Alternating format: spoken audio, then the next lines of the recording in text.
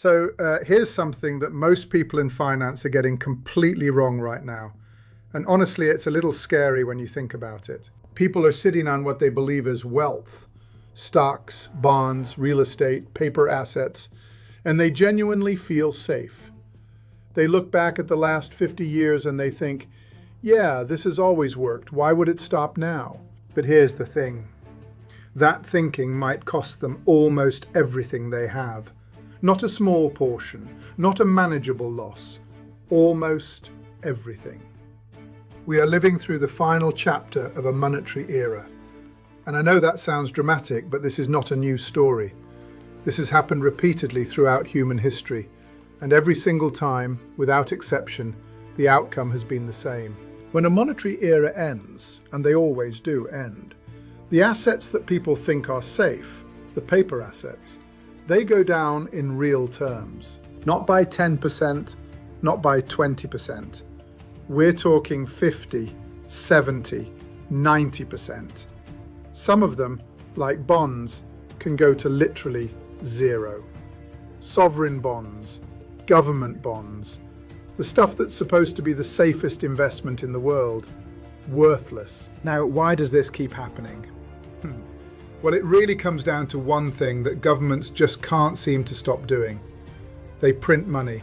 They run massive deficits. And when those deficits get too big to manage, when the debt becomes something that can never realistically be repaid, the only option left is a collapse of the monetary system itself. Not a recession, not a correction, a collapse. And before you say, okay, but that can't happen today, it's already happening. Slowly and then suddenly, as they say. Look at the currencies. Every major currency in the world, going back to around 1910, has lost somewhere between 97 and 99% of its value. The dollar, the pound, the euro, the yen, all of them. There's a quote from Voltaire, way back in 1729, where he said paper money eventually returns to its intrinsic value, zero. And if you look at a chart of these currencies over a century, you'll see he was basically right. They're already down 97 to 99%. There's only 1 to 3% left to go. And that final move, that last drop to zero, that's what's coming. Take Germany in the 1920s. I know, everyone brings up the Weimar Republic, but stick with me here because the numbers are genuinely mind-bending. Germany came out of World War I with debts it could never repay. So what did they do? They printed money. And the German mark, measured in gold, went from 100 in 1919 to, and I'm not joking here, over 100 trillion. 100 trillion. The currency became so worthless that people were literally burning it for heat because it was cheaper than firewood. Workers were getting paid twice a day because by the afternoon, the money was worth less than it was in the morning. That is not ancient history. That is a real, documented thing that happened to real people who thought their savings were secure. And here's why this keeps repeating, and this is the part that I think is genuinely fascinating if you're into how systems work. It's exponential growth.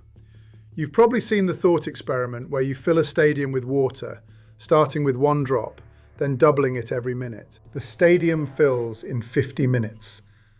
But here's the wild part. In the last 5 minutes, it goes from about 7% full to completely full.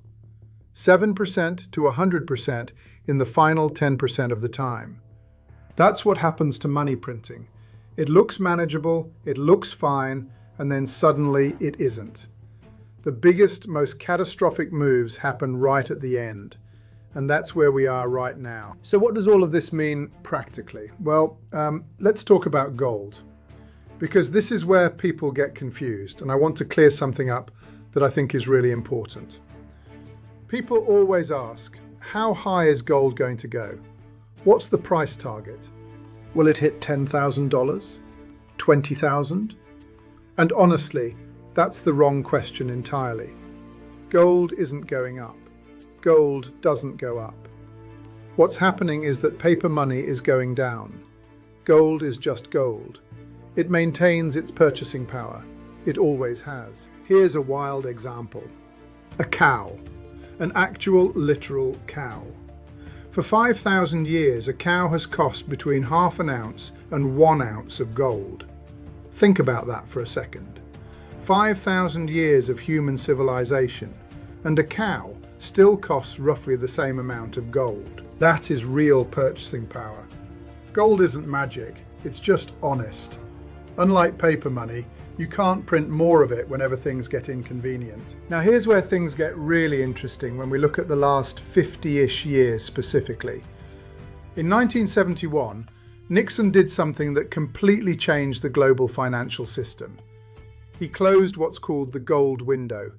Basically, he severed the connection between the dollar and gold. Up until that point, the dollar was pegged to gold at $35 an ounce. But the US was spending massively. So Nixon went on TV and told everyone the dollar would hold its value just fine. And that turned out to be not true. Since 1971, the dollar has lost 99% of its value. Gold, measured in those same dollars, is up 130 times. 130 times. From $35 an ounce to roughly $4,500 today. And ever since 1971, the money supply has grown exponentially. Look at the US money supply. It's a hockey stick chart, just going up and up and up, especially after 2008, and then again after 2020. Every time there's a crisis, the response is to print more money. And every time they print more money, gold measured in that currency eventually reflects it. But remember, and this is so important, gold isn't gaining value. The dollar is losing it. Here's the part that should genuinely worry you if most of your wealth is in traditional paper assets. Stocks, bonds, real estate measured in paper currency. These assets have done incredibly well over the last few decades. But here's the uncomfortable question. Have you actually made money? Or has your currency just become worth less, so the numbers look bigger? Because if you measure your stock portfolio in gold instead of dollars, the picture looks very different. The coming period, and we're probably talking 5 to 10 years, is going to be incredibly painful for people who don't make a change. The same conditions that caused the Weimar hyperinflation, they're all present right now. Massive government debt that can never be repaid, central banks with printing presses running at full capacity, interest payments on national debt that are already bigger than most government spending categories. This isn't speculation, this is math. Now, some people will hear all of this and think, okay, but maybe it takes longer than expected. Maybe this drags out for decades.